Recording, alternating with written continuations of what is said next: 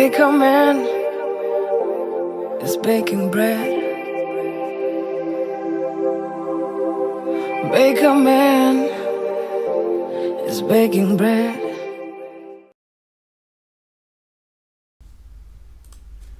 So following up from the last video where I showed how to install Random Ninja, this is the first video where I will demo the capabilities.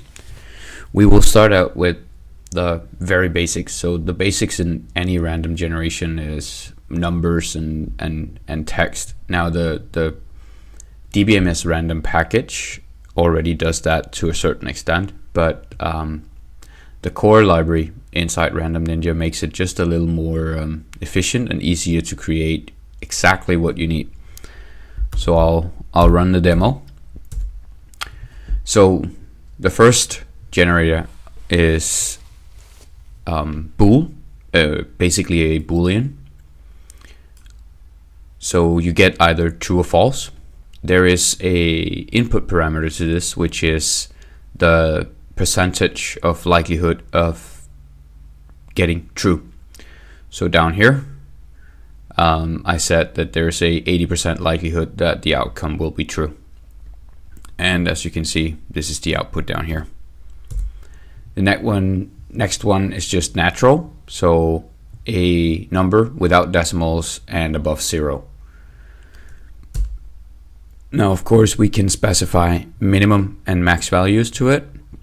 So here I've set a minimum of 10 and a maximum of 100. Even better than that, we can actually put in weighted ranges. So I still have a minimum of 10 and a maximum of 100, but I've set that there is a 75% chance that the outcome will be between 30 and 70 within those min and max values. Float is like natural, except there's decimals now. And of course we can specify the number of decimals. We can even specify min and max, just like in the natural. And like in the natural, we can also specify a weighted range within our min and max. So here I said that there is a 20% chance that the outcome will be between 2.050 and 3.045.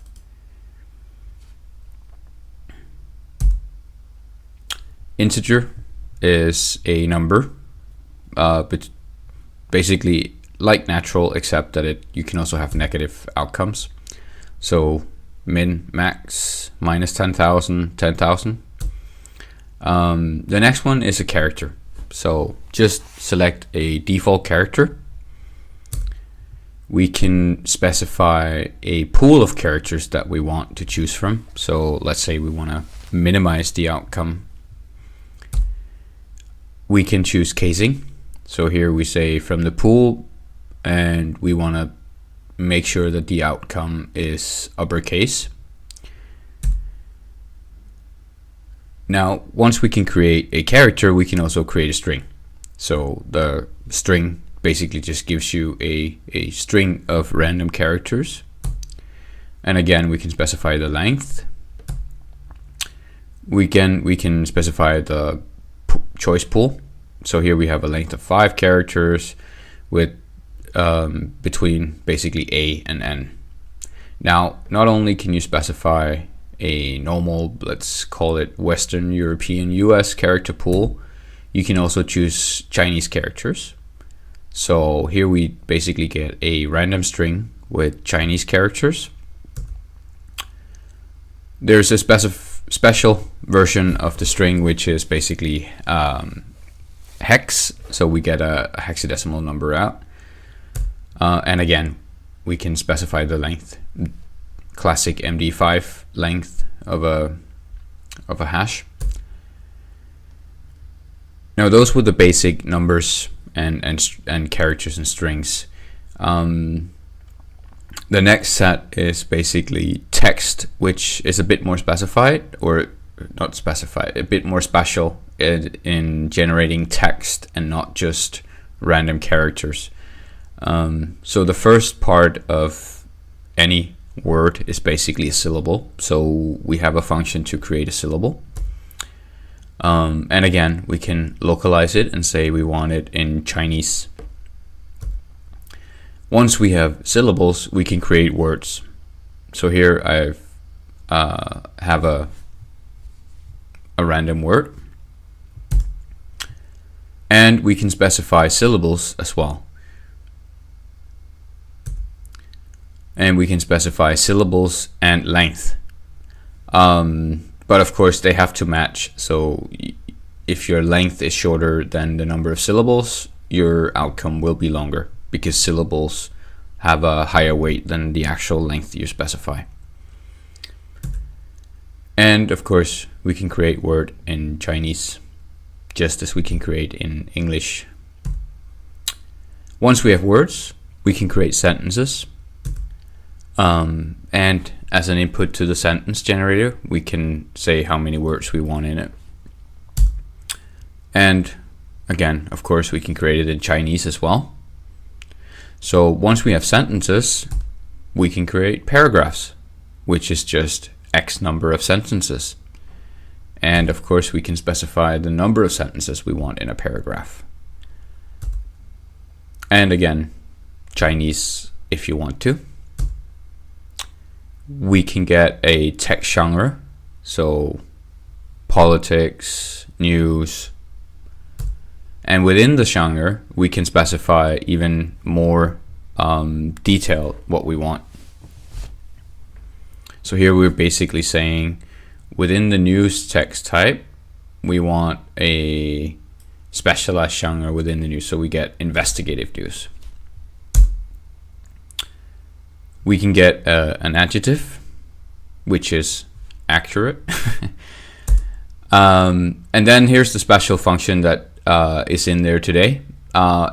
Like I mentioned here, it doesn't have the best performance yet. I haven't looked into the performance, but this is basically a Markov chaining based on some sample input, which will create sentences that looks correct.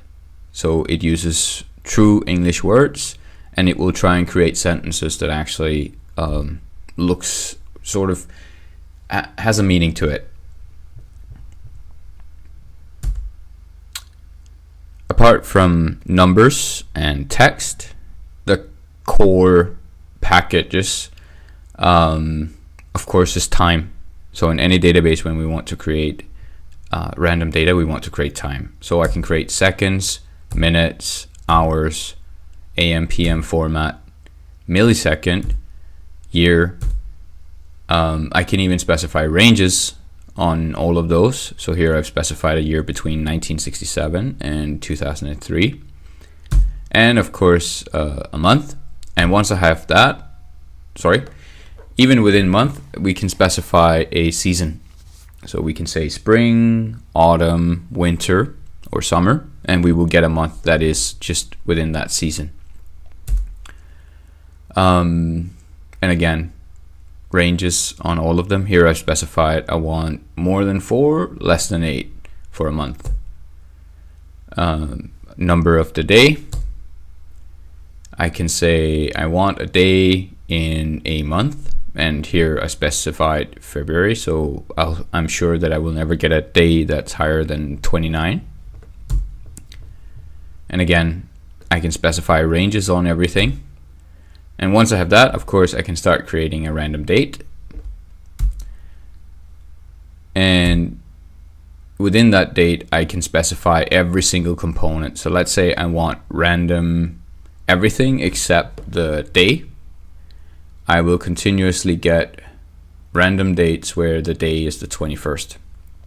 Or I want everything to happen on day 15, hour 15. I will get random dates on hour 15.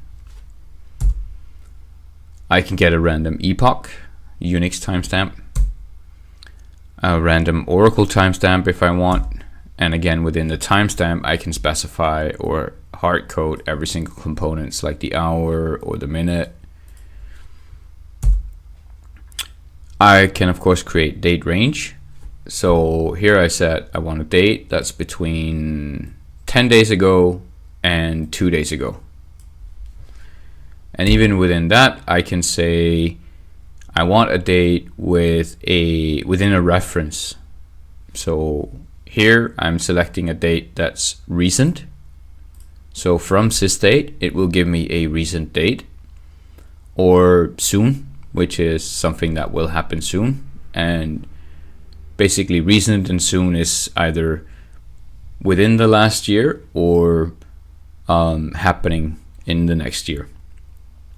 I can also specify when that reference date is. So I want a recent date from 200 days ago, or I want a date soon after sysdate minus 200 days ago. And that's basically the core packages of Random Ninja. In the next video, I will show that once you have these three packages, you can actually start creating much more complicated and specific random data.